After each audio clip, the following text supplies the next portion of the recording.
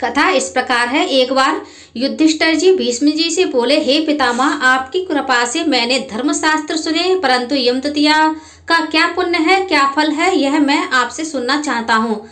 आप कृपा करके मुझे विस्तार से कहिए। भीष्म जी बोले, तूने अच्छी बात पूछी है, मैं उस उत्तम व्रत को विस्तार पूर्वक बताता हूँ। कार्तिक मास के उजले और चैत्र के अंधेरे की पक्ष की द्वितीया होती है, वह यम द्वितीया कहलाती है। युधिष्ठिर जी बोले, उस कार्तिकेय के उजले पक्ष की द्वितीया में किसका पूजन करना चाहिए और चैत्र महीने में यह व्रत कैसे हो, इसमें क्या पूजन करें।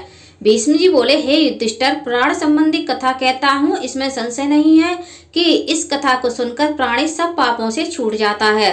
सतयुग में नारायण भगवान से, जिनकी नाभि में कमल है, उससे 4 मुंह वाले ब्रह्मा जी उत्पन्न हुए, जिनसे वेद वेदता भगवान ने चारों वेद कहे। नारायण बोले, हे ब्रह्मा जी, आप सबकी तुरीय अवस्था, रूप और योगियों की गति हो। मेरी आज्ञा से संपूर्ण जगत को शीघ्र रचो। हरि के ऐसे वचन सुनकर हर्ष से प्रफुल्लित हुए ब्रह्मा जी ने मुख से ब्राह्मणों को, बाहुओं से क्षत्रियों को, जंघाओं से वैश्य को और पैरों से शूद्र को उत्पन्न किया।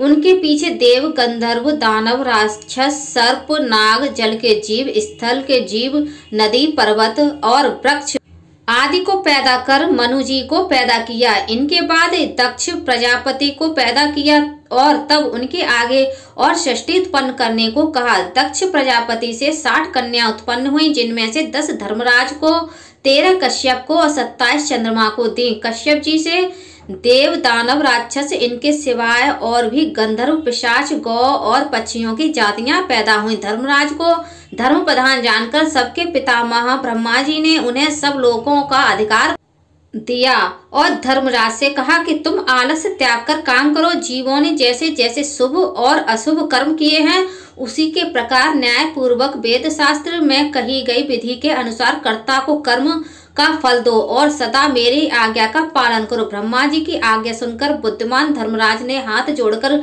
सबके परम पूज्य ब्रह्मा जी को कहा, हे प्रभु, मैं आपका सेवक निवेदन करता हूँ कि इस सारे जगत के कर्मों का विभाग पूर्वक फल देने की जो आपने मुझे आज्ञा दी है, वह एक महान कर्म है। आपकी आज्ञा सिरोधार है। मैं यह काम करूंगा कि जिससे कर्ताओं को फल मिलेगा, परंतु पूरी सृष्टि में जीव और उनकी देह भी अनंत है। देश काल, ज्ञात अज्ञात आदि भेदों से कर्म भी अनंत हैं। उनमें कर्ता ने कितने किए, कितने भोगे, कितने शेष हैं और कैसा उनका भोग है, तथा उन कर्मों के भी मुख्य व गौड़ भेद से अनेक हो जाते हैं। एवं कर्ता ने कैसे किया, स्वयं किया या दूसरों की प्रेरणा से किया, आदि कर्म चक्र महागहन है। अतः मैं अकेला किस प्रकार इस भार को उठा सकूंगा। इसलिए मुझे कोई ऐसा सहायक दीजिए जो धार्मिक, न्यायी, बुद्धिमान, शीघ्रकारी, लेख कर्म में विज्ञ, चमत्कारी, तपस्वी, ब्रह्मनिष्ठ और वेद शास्त्र का ज्ञाता हो। धर्मराज की इस प्रकार प्रार्थना पूर्वक किए हुए कथन को विधाता सत्य जानकर मन में प्रसन्न हुए और यमराज का मनोरथ पूर्ण करने की चिंता करने लगे कि उक्त सब गुणों वाले ज्ञानी लेखक पुरुष को होना चाहिए, उसके बिना धर्मराज का मनोरथ पूर्ण ना होगा। तब ब्रह्मा जी ने कहा, हे धर्मराज, तुम्हारे अधिकार में मैं सहायता करूंगा। इतना कह ब्रह्मा जी ध्यान मग्न हो गए। उसी अवस्था में उन्होंने 1000 वर्ष तक तपस्या की। जब समाधि खुली तब अपने सामने श्याम रंग, कमल नयन, शंख की सी गर्दन, गूढ़ सिर, चंद्रमा के समान मुख वाले कमल दवात और पानी हाथ में लिए हुए महाबुद्धि, देवताओं का मान बढ़ाने वाला, धर्माधर्म के विचार में महाप्रवीण लेखक, कर्म में महाचतुर पुरुष को देखकर उसे पूछा कि तू कौन है। तब उसने कहा, हे प्रभु, मैं माता पिता को तो नहीं जानता, किंतु आपके शरीर से प्रकट हुआ हूँ, इसलिए मेरा नमन स्वीकार कीजिए और कहिए कि मैं क्या करूँ। ब्रह्मा जी ने उस पुरुष के वचन सुनकर अपने हृदय से उत्पन्न हुए उस पुरुष को हंसकर कहा, तू मेरी काया से प्रकट हुआ है, इससे मेरी काया में स्थित तुम्हारी स्थिति, इसलिए तुम्हारा नाम कायस्थ चित्रगुप्त है। धर्मराज के पुर में प्राणियों के शुभाशुभ कर्म लिखने में उसका तू सखा बने, इसलिए तेरी उत्पत्ति हुई है। ब्रह्मा जी ने चित्रगुप्त से यह कहकर धर्मराज से कहा, हे धर्मराज, यह उत्तम लेखक मैंने तुझको दिया है जो संसार में कर्म सूत्र की मर्यादा पालने के लिए है। इतना कहकर ब्रह्मा जी अंतर्ध्यान हो गए। फिर वह पुरुष चित्रगुप्त कोटि नगर को जाकर प्रचंड ज्वालामुखी काली जी के पूजन में लग गया। उपवास कर उसने भक्ति के साथ चंडिका जी की भावना मन में की। उसने उत्तमता से चित्र लगाकर ज्वालामुखी देवी का जप, स्तोत्रों से भजन, पूजन और उपासना इस प्रकार की। हे जगत को धारण करने वाली तुमको नमस्कार है। महादेवी आपको नमस्कार है।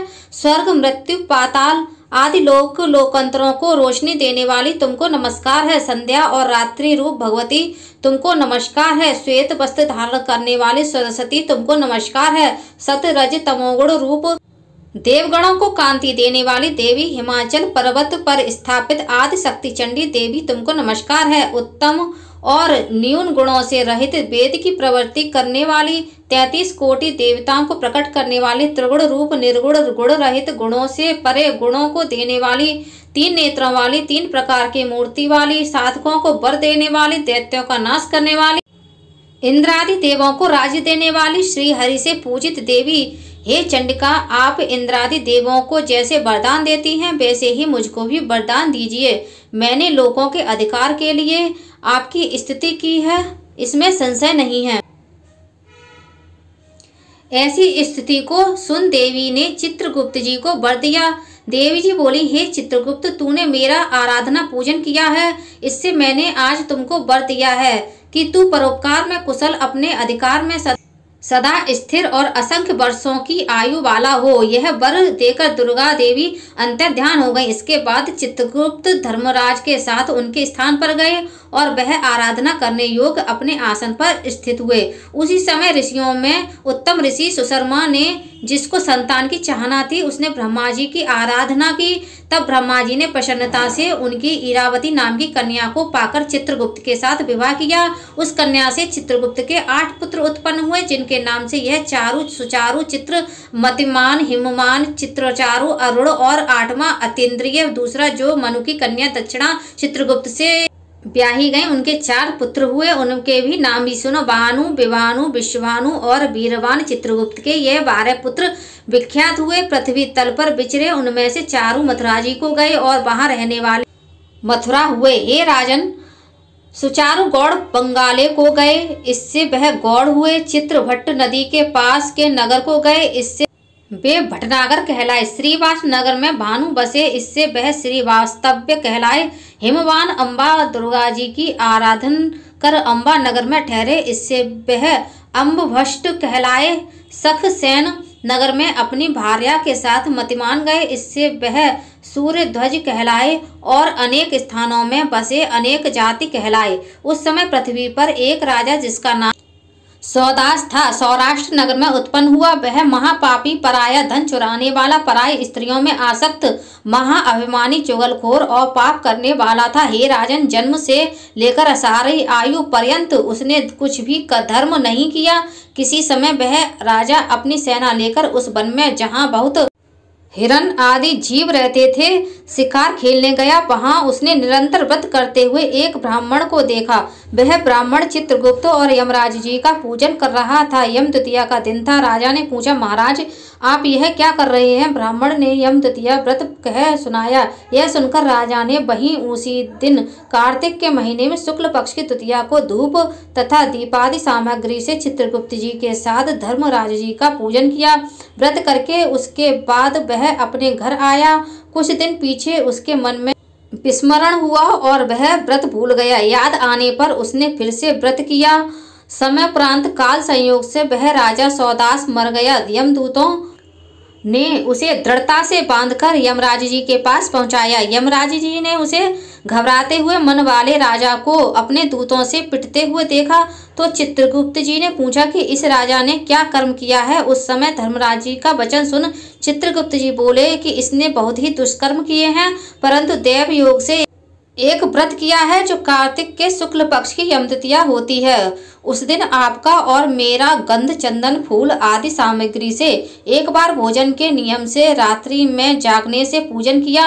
हे देव, हे महाराज, इसका कारण से यह राजा नरक में डालने योग्य नहीं है। चित्रगुप्त जी के ऐसा कहने से धर्मराज जी ने उसे छुड़ा दिया और वह इस यम द्वितीया के व्रत के प्रभाव से उत्तम गति को प्राप्त हुआ। ऐसा सुनकर राजा युधिष्ठिर भीष्म से बोले, हे पितामह, इस व्रत में मनुष्यों को धर्मराज और चित्रगुप्त जी का पूजन कैसे करना चाहिए, सो मुझसे कहिए। भीष्म जी बोले, यम द्वितीया के विधान को सुनो। एक पवित्र स्थान पर धर्मराज जी और चित्रगुप्त जी की मूर्ति बनाएं और उनकी पूजा करने की कल्पना करें और वहां उन दोनों की प्रतिष्ठा कर 16 प्रकार की 5 प्रकार की सामग्री से श्रद्धा भक्ति युक्त नाना प्रकार के पकवानों, लड्डुओं, फल फूल, पान आदि दक्षिणा आदि सामग्रियों से धर्मराज जी और चित्रगुप्त जी का पूजन करना चाहिए। पीछे बारंबार नमस्कार करें। हे धर्मराज जी, आपको नमस्कार है। हे चित्रगुप्त जी, आपको नमस्कार है। पुत्र दीजिए, धन दीजिए और सब मनोरथों को पूर्ण कर दीजिए। इस प्रकार चित्रगुप्त जी के साथ धर्मराज जी का भी पूजन कर विधि से दवात और कलम की भी पूजा करें। चंदन कपूर अगर और नैवेद्य पान दक्षिणादि सामग्रियों से पूजन करें तथा कथा सुने। बहन के घर भोजन कर उसके लिए धन आदि पदार्थ दें। इस प्रकार भक्ति के साथ यम द्वितीया का व्रत करने वाला पुत्रों से युक्त होता है और मनोवांछित फलों को प्राप्त करता है। फ्रेंड्स, आप लोगों को मेरा वीडियो कैसा लगा कमेंट कर जरूर बताइएगा। Thank you.